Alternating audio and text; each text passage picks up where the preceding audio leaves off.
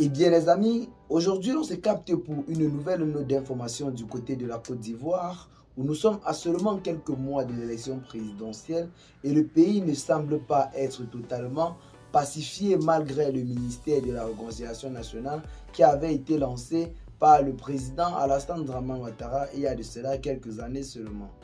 Depuis quelques temps, l'on note de véritables affrontements intercommunautaires dans le pays ou alors des affrontements opposant les forces de l'ordre et les populations civiles.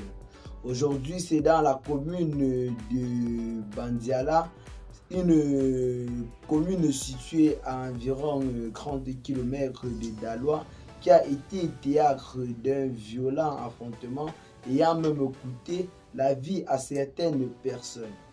Ce qui s'est passé, c'est que lors de la levée de corps d'une personne, une fois le convoi arrêté ou alors ayant marqué une pause, des personnes ont retiré les téléphones portables pour prendre des photos, comme c'est généralement de coutume dans plusieurs pays, ici en Afrique.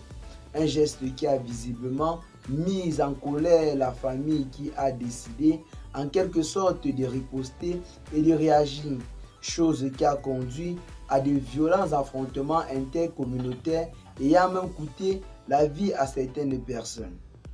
En effet, selon un résident de cette localité qui désire de témoigner sous l'anonymat, il affirme clairement que, je cite, cet acte a engendré en quelque sorte une altercation entre les individus filmant le cortège et certains jeunes de la communauté de Gourou.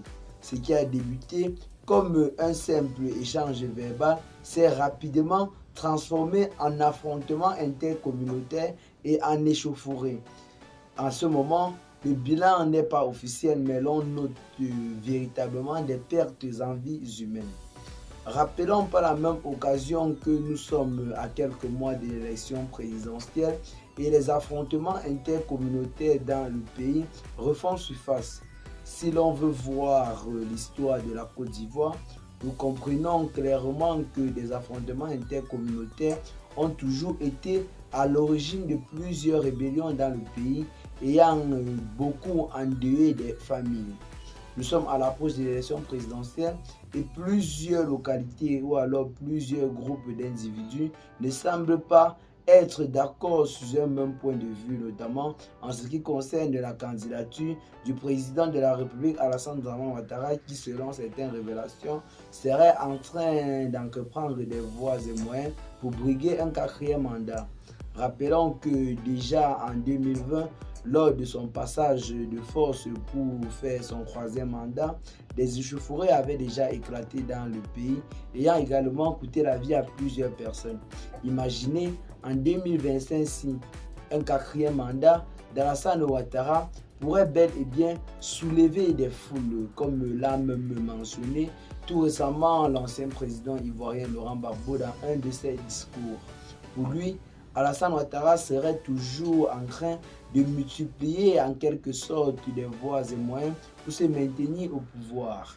Un geste qui part visiblement à l'encontre de la démocratie. En tant qu'État démocrate, la Côte d'Ivoire ou alors le gouvernement ivoirien se doit de respecter la Constitution. Eh bien les amis, je pense que ce n'est pas que nous allons nous séparer pour ce qui est de cette petite note d'information. Nous vous avons juste fait part de cet affrontement qui, dans le pays, a véritablement, une fois de plus, endeuillé des familles. Et un affrontement qui est visiblement parti de rien. Cela veut dire que plusieurs personnes dans le pays gardent toujours en cœur des rancunes contre d'autres groupes ethniques par exemple.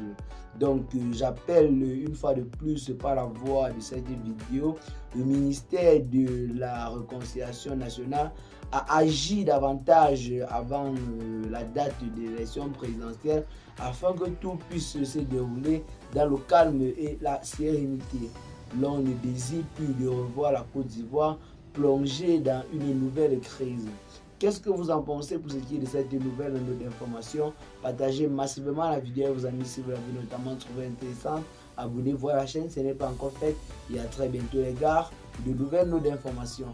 Ciao.